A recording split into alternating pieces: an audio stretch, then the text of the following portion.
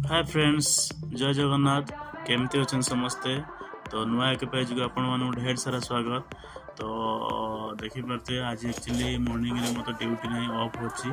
तो से मॉर्निंग रे उठी सारापर रेडी हो सारापर किसी ब्रेकफास्ट बने गैस लगे कड़े बसती पियाज किसी काटी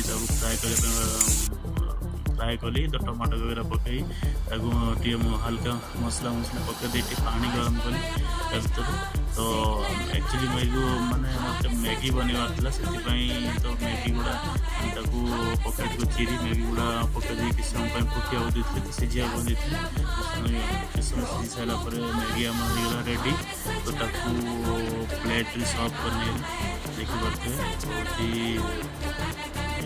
मैंने इजी जब किसी जिनस हो पार से मैगी डेफिनेटली समस्त बन खाई भाव में। तो देखिए सेमती किसी मोर आज मॉर्निंग रे ब्रेकफास्ट। तो से किसी अर्ली मॉर्निंग मु बने नहीं गली मैगी। तो